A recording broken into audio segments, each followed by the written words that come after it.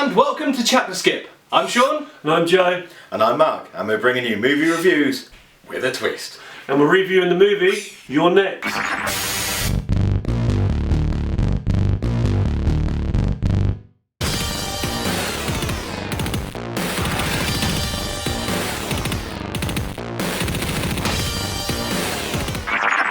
You're Next is written by Simon Barrett, who wrote Dead Birds and Frankenfish. And more recently, he wrote a segment on both VHS and VHS2, and also the segment that was entitled Q is for Quack, that was in the ABCs of Death. It's directed by Adam Wingard, who directed the VHS, VHS2 and ABCs of Death segments that Simon Barrett wrote. Now, the story of You're Next centres on the Davidson family and how they're all getting together for their parents' wedding anniversary.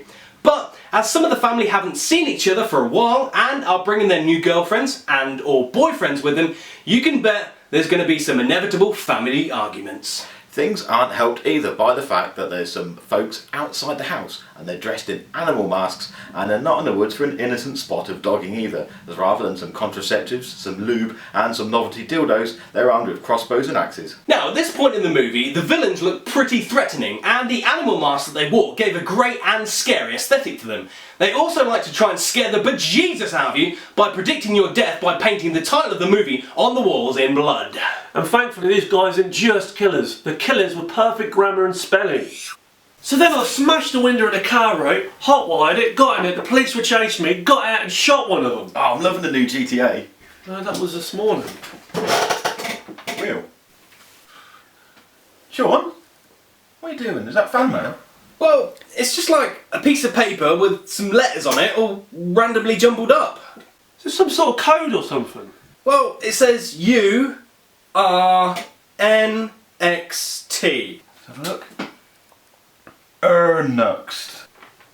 No, I think that's RNXT.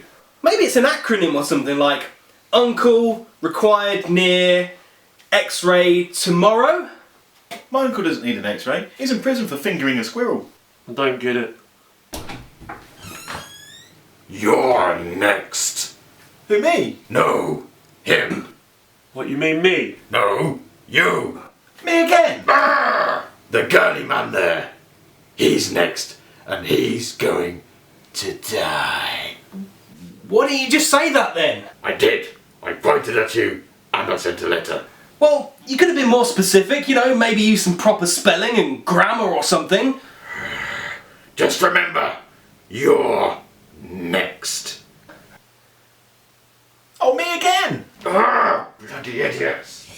The cast of the film includes Rob Moran and Barbara Crampton as the parents of the Davison family, and horror fans may recognise Barbara Crampton as she played the role of Megan Halsey in Reanimator. There's son Crispin, who's played by AJ Bowen, and there's Erin, who's Crispin's other half, and she's played by Ozzy, Shani Vincent. Someone else in the movie that horror fans may recognise is Ty West, who plays the role of Tarek, and who is the man behind films such as The Innkeepers and the upcoming The Sacrament. And of course, he produced the worst segment on the ABCs of Death that was titled M is for Miscarriage. Now, if you've ever seen a home invasion movie before, then you'll recognise the scenario straight away, as the Davisons are oblivious to all the strangers outside the house that wish to purge the place of its inhabitants, who are inside enjoying a family argument. But when everything kicks off, they'll wish they had a panic room to escape this unlawful entry, because rather than some funny games, the intruders just wait until dark before seeking to kill all the occupants of this house on the edge of the park. Sorry, woods.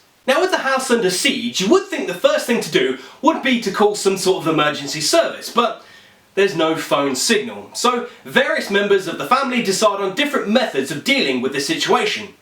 But not a single one of them thought to either send a tweet or update their Facebook page. I guess the Wi-Fi and 3G were out too.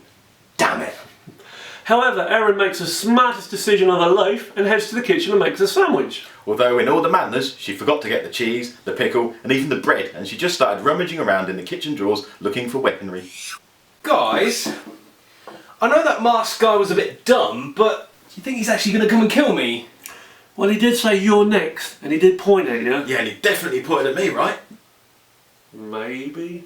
Do you reckon, like, to make us feel safe, I should probably nip to the kitchen, have like a rummage around, see if I can find like a gun or like a knife or something? Yeah, go for it, mate. Okay. Grab me something deadly as well while you're in there.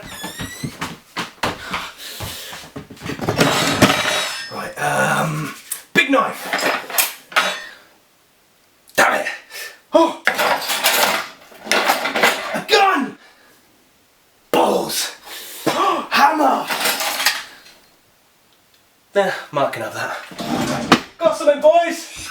Now, the main thing that I felt whilst watching this film was just frustration. It made me so angry that most of the plot was half explained, and I was also furious at the characters for being so goddamned annoying and stupid. And to top it all off, the film was cheesy and tacky that it come across as more of a comedy than a horror. But I do get the feeling it was meant to be kind of tongue-in-cheek, but not to the point where the comedy element took over the horror and ended up being a funnier film than last week's review, We're the Millers. Well, that film was trying to be funny. Now, the biggest fault I had with the movie would have to be with the soundtrack.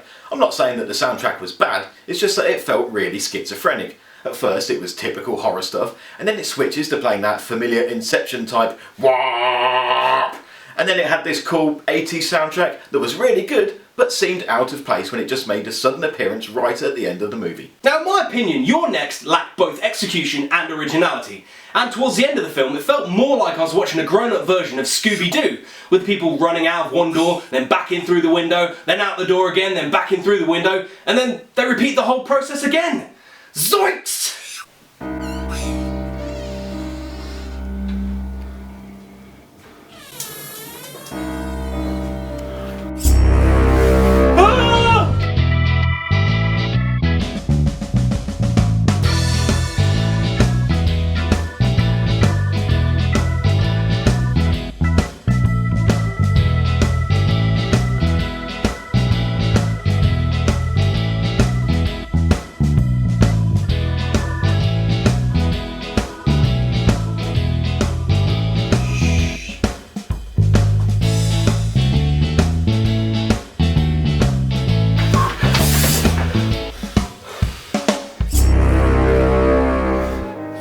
Drop the knife.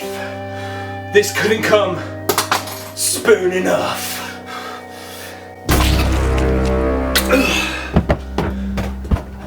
That's a tin opener shut case.